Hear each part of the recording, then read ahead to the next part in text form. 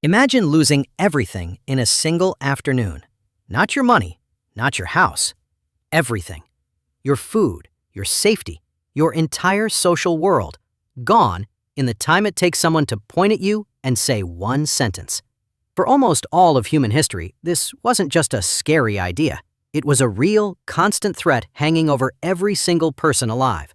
And it wasn't caused by murder. In most cases, it wasn't even caused by violence at all. There was one specific thing you could do that could get you thrown out of your group forever. And this happened across totally different tribes, on different continents, thousands of years apart, with no contact with each other at all. Once you understand what that one thing was and why it mattered so much, you'll start to notice it everywhere in your own life, in ways you've probably never thought about before. Let's set the scene first, because the stakes here are hard to overstate. For roughly 95% of human history, you did not live alone. You did not live with just 4 other people in a house. You lived in a small group, usually somewhere between 20 and 50 people, and that group was your entire world.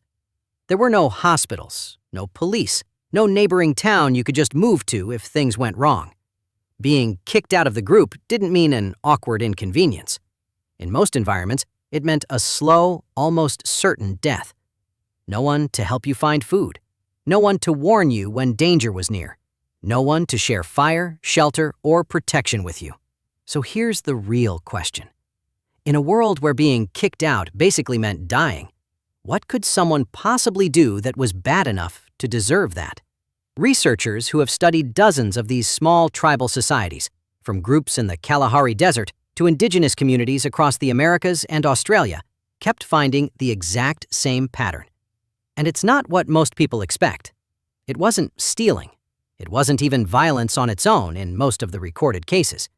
The one thing that got punished again and again across cultures that had never met each other was something quieter, and in some ways, something far more dangerous to a small group trying to survive. It was repeatedly being selfish with food and resources. Specifically, hoarding food for yourself or constantly refusing to share in a system where sharing wasn't just being nice. Sharing was the entire system that kept everyone alive. Here's why that mattered so much more than almost anything else. In small tribal groups, food was never guaranteed. A hunt could fail for days in a row. A trip out to gather food could come back nearly empty-handed. There was no way to store large amounts of food for long. So the only real safety net anyone had against starving wasn't savings. It was other people. If you fed someone today, there was an unspoken understanding that they would feed you tomorrow when your luck ran out instead. This wasn't just a kind gesture between friends. It was the actual system that kept the whole group alive. Someone who broke that system over and over, who took more than their share, who hid food just for themselves, who refused to help when they clearly could, wasn't just being annoying. They were slowly damaging the safety net that everyone else's survival depended on. And if that behavior went unchecked, it could spread fast.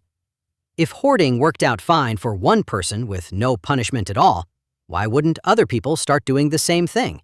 The whole cooperative system that kept a fragile group of 20 or 30 people alive through bad seasons, failed hunts, and harsh winters could fall apart because of just one person nobody stopped in time. So these groups developed something surprisingly consistent and honestly kind of brutal in how well it worked. There were escalating consequences for people who kept taking without giving back.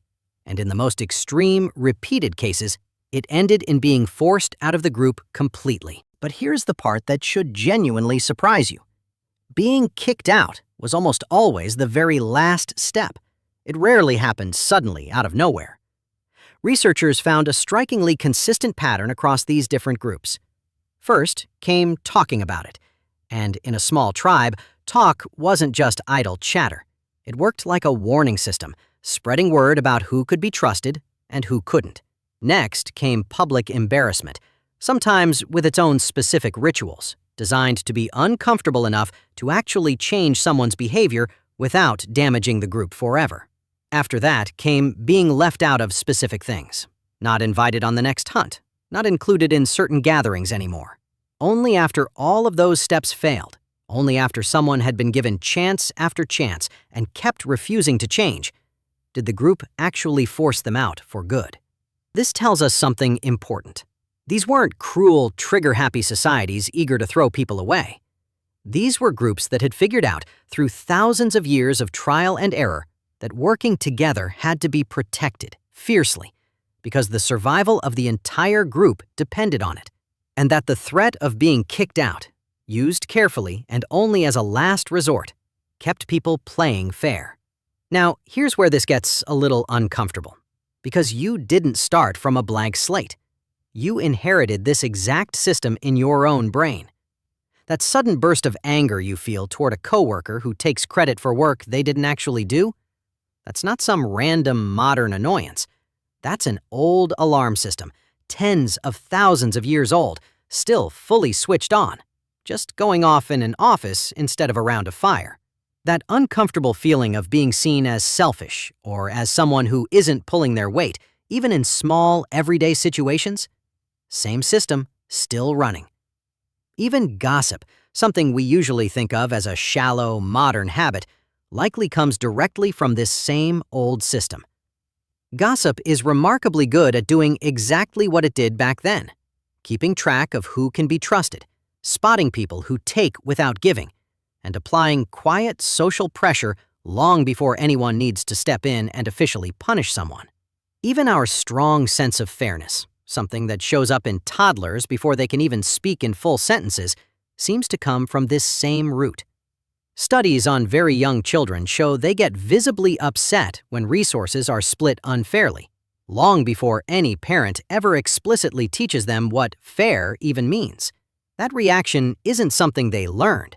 It's something they were born with, built into a species that spent tens of thousands of years enforcing one very specific, very unforgiving rule.